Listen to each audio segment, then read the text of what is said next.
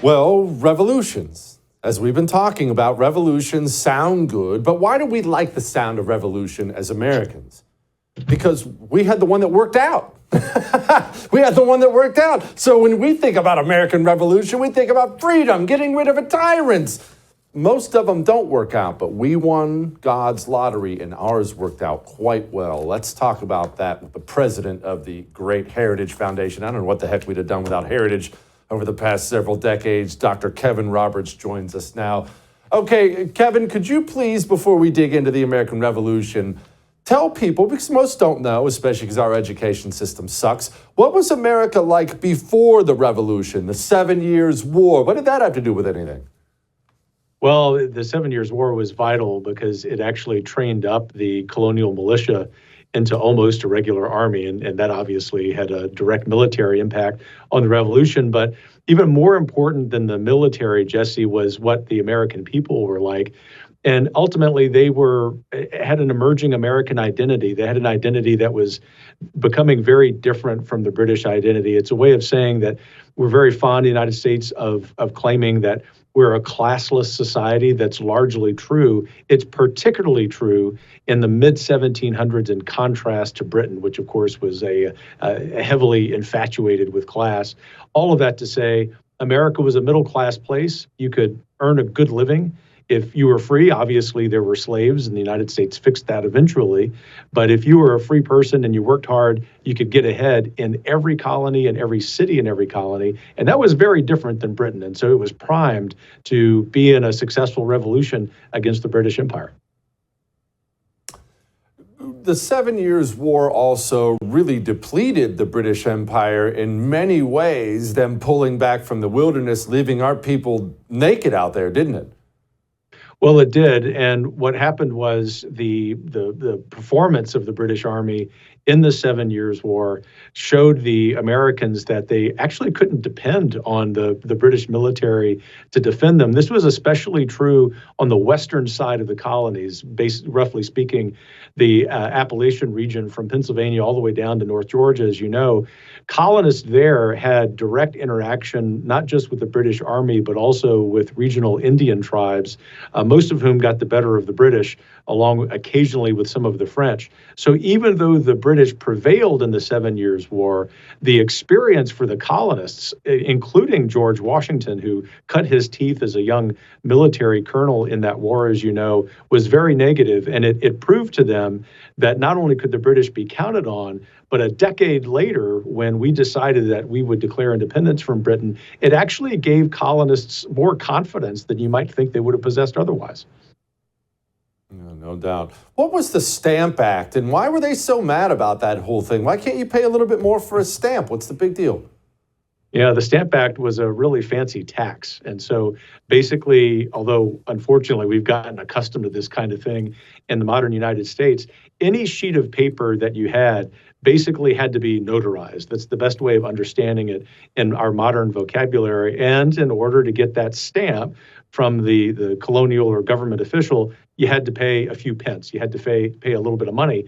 And between paying the money, but also just the inconvenience of time, but I would argue even more importantly than those two things, just the ever-presence of a British government official intruding on every aspect of your life.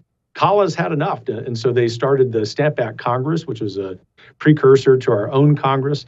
The Stamp Act Congress not only was important in some of the policies that it articulated, but it also helped galvanize this really healthy rebelliousness by the American colonists. Most importantly, Jesse, I would argue, it actually gave Americans, these colonists, sort of cultural icons, a flag, certain songs, certain poems that came out of the Stamp Act. This is really important because for the first time in an organized way, it gave Americans a sense that they really did have their own identity that was separate from the British. We underestimate the importance of that because it's kind of vague, it's intangible, but that sense of a shared identity across the 13 colonies was vital to the ultimate success of the American Revolution. It wouldn't happen without the Stamp Act. Speaking of success, let's fast forward through a couple things. Obviously, the United States of America became an incredible success after we gained our independence. As I said in the opening, though, that is not the norm. Kevin, as you obviously know, revolutions are generally disasters. Almost every time they're disasters. It's not hard to get people angry about the regime in power and toss them out. It's very difficult to land with something decent on the other side of that. But we did. Why? Well, I think that's one of the most fascinating questions, not just in American history, but in all of world history. And as you know, I've spent a lot of time studying and teaching that over the last couple of decades.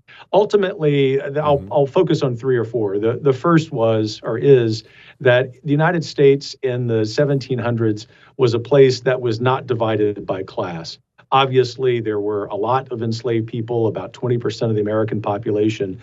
Separate from that huge exception, the United States was a place that was not dictated, it wasn't divided according to socioeconomic status. This is important for the outcome of the revolution because, unlike, say, in France, a decade and a half later, where not only did you have the overthrow of the monarchy, you had the poorer Frenchmen trying to overthrow the landed aristocracy. In the United States, you didn't have that pent-up frustration.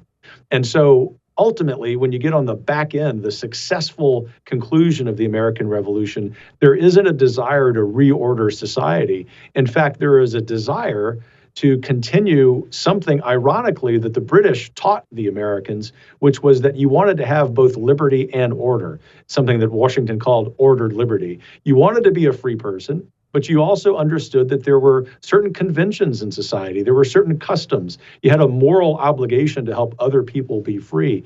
That was a distinctly American idea that was utterly lacking in France, where freedom came to be defined as your freedom to do whatever the heck you wanted to do. In the United States, it was much more ordered, dare I say, more virtuous. And then the last reason, I think, is that the United States was a place because even though it was much smaller when the American Revolution was concluded than it is today, that geographically you could move around, you could actually experience your freedom physically, geographically. And so that really accentuated that lack of motivation that most Americans had to upend society, because if you didn't like your life where you were, for the most part, if you were a free person, you could get up and leave. And that actually propelled the westward expansion that continued all the way until the early 1900s.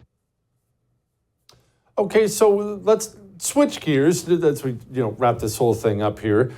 Why are so many other revolutions, why can't they duplicate that? Surely at least some people at the top or a lot of people involved in them, that's what they want on the back end of it, whether you're tossing off a dictator here or there. Surely they want to be free and ordered and good. But it pretty much never works out that way. Why do they fail where we succeeded?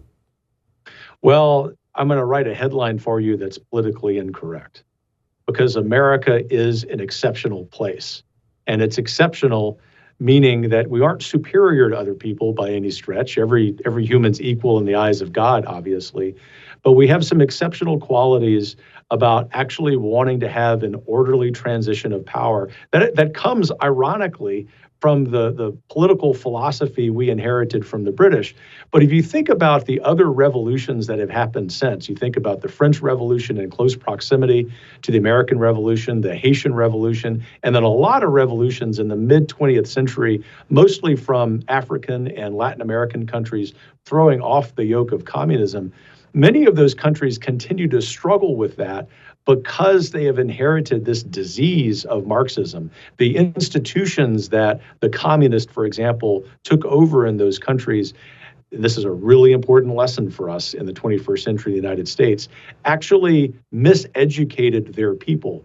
They miseducated them so that they didn't understand not just how to be free, but they also miseducated them in understanding that order, that sort of government power came from on high, not just a king in the case of the 1700s, but in the case of the communists from the Politburo. But instead, we understand in the United States, sovereignty comes from the individual. It comes from nature, or it comes from God. And that is a really underappreciated aspect of why most other revolutions fail. We ought to feel very blessed in the United States to have had such a successful revolution that has persisted in its ideals and well until the 21st century.